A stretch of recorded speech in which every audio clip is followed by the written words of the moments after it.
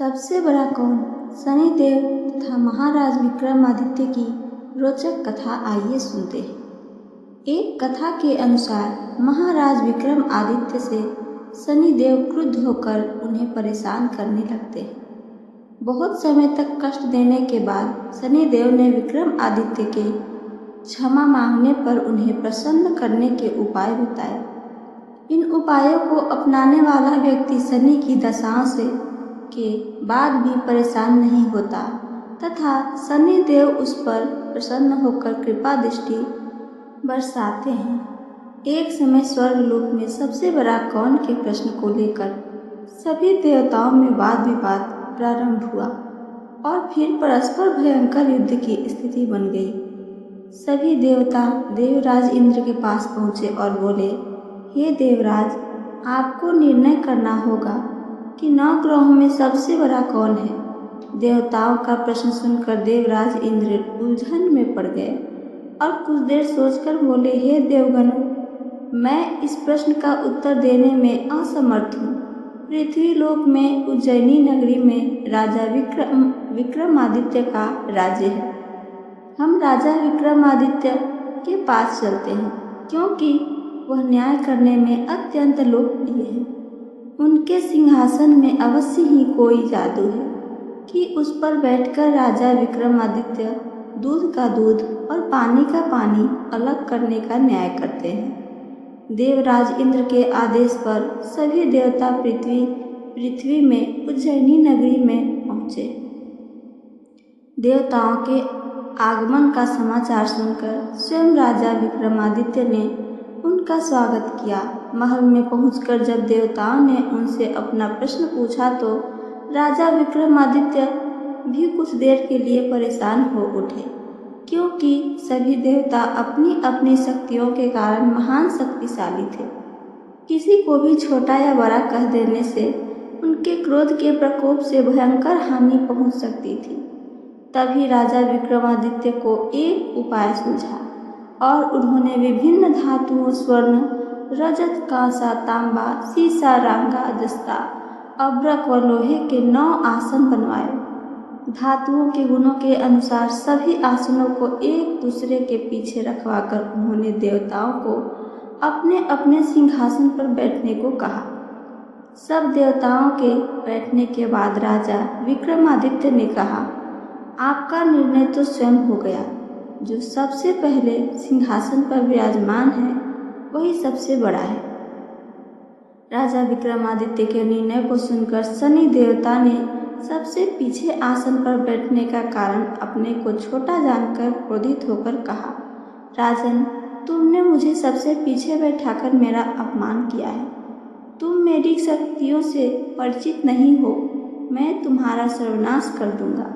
सूर्य एक राशि पर 1 महीने, चंद्रमा 2.25 दिन, मंगल 1.5 महीने, बुध और शुक्र 1 महीने, बृहस्पति 13 महीने रहते हैं, लेकिन मैं किसी राशि पर 7.5 वर्ष रहता हूँ। बड़े बड़े देवताओं को मैंने अपने प्रकोप से पीड़ित किया है। राम को 7.5 के कारण ही वन में जाकर रहना पड़ा और रावण को 7.5 के कारण ही युद्ध में मृत्यु का शिकार बनना पड़ा। उसके वंश का सर्वनाश हो गया। राजा, अब तू भी मेरे प्रकोप से नहीं बच सकेगा। राजा विक्रमादित्य शनि देवता के प्रकोप से थोड़ा भयभीत तो हुए, लेकिन उन्होंने मन में विचार किया, मेरे भाग्य में जो लिखा होगा ज़्यादा से ज़्यादा वही तो होगा। फिर शनि के प्रकोप से भयभीत होने की आवश्यकता क्या है। उसके बाद अन्य ग्रहों के देवता तो प्रसन्नता के साथ वहाँ से चले गए, लेकिन शनिदेव बड़े क्रोध के साथ वहाँ से विदा हुए। राजा विक्रमादित्य पहले की तरह ही न्याय करते रहे। उनके राज्य में सभी स्त्री पुरुष बहुत ही आनंद से जीवन यापन कर रहे थे। कुछ दिन ऐसे ही बीत गए। उधर शनि देवता अपने अपमान को भूले नहीं थे। विक्रमादित्य से बदला लेने के लिए एक दिन शनिदेव ने घोड़े के व्यापारी का रूप धारण किया और बहुत से घोड़ों के साथ उज्जैनी नगरी में पहुँचे। राजा विक्रमादित्य ने राज्य में किसी घोड़े के व्यापारी के आने का समाचार सुना तो अपने अश्वपाल को कुछ घोड़े खरीदने के लिए भेजा। अश्वपाल ने वहां जाकर घोड़ों को देखा तो बहुत खुश हुआ, लेकिन घोड़ों का मूल्य सुनकर उसे बहुत हैरानी हुई। घोड़े बहुत ही कीमती थे। अश्वपाल ने जब वापस लौटकर इस संबंध में बताया तो राजा ने स्वयं आकर एक सुंदर व शक्तिशाली घोड़े को पसंद किया। घोड़े की चाल देखने के लिए राजा उस घोड़े पर सवार हुआ तो वह घोड़ा बिजली की गति से दौड़ पड़ा। तेजी से दौड़ता हुआ घोड़ा राजा को दूर एक जंगल में ले गया और फिर राजा को वहां गिराकर जंगल में कहीं गायब हो गया। राजा अपने नगर को लौटने के लिए जंगल में भटकने लगा, लेकिन उसे लौटने का कोई रास्ता नहीं मिला। राजा को भूख प्यास लग गई। बहुत घूमने पर उसे एक चरवाहा मिला। राजा ने उससे पानी मांगा। पानी पीकर राजा ने उस चरवाहे को अपनी अंगूठी दे दी।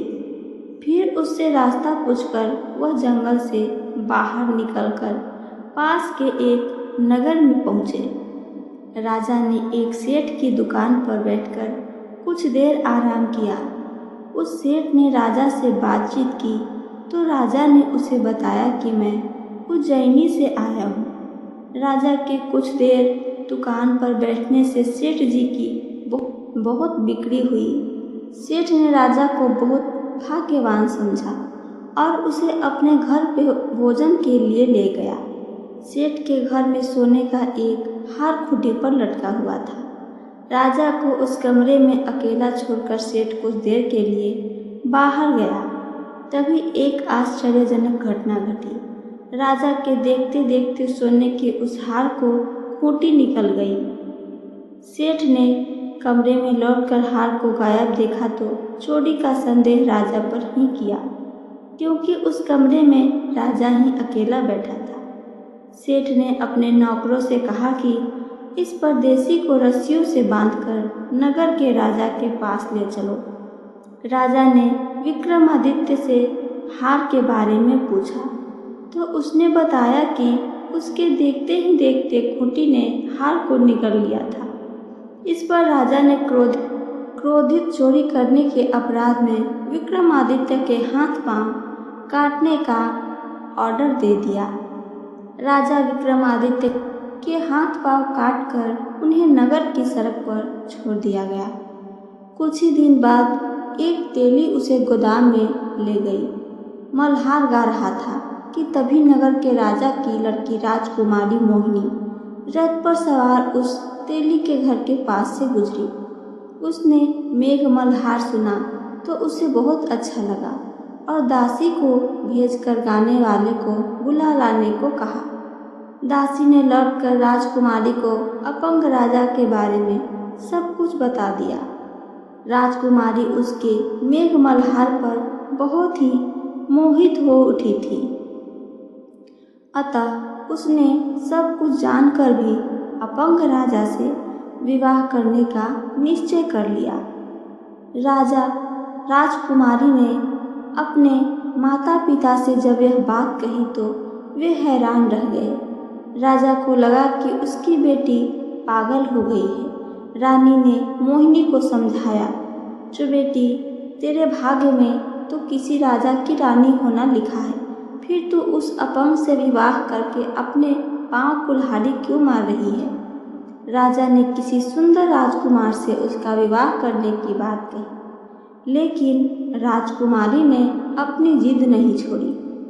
अपनी जिद पूरी कराने के लिए उसने भोजन करना छोड़ दिया और प्राण त्याग देने का निश्चय कर लिया।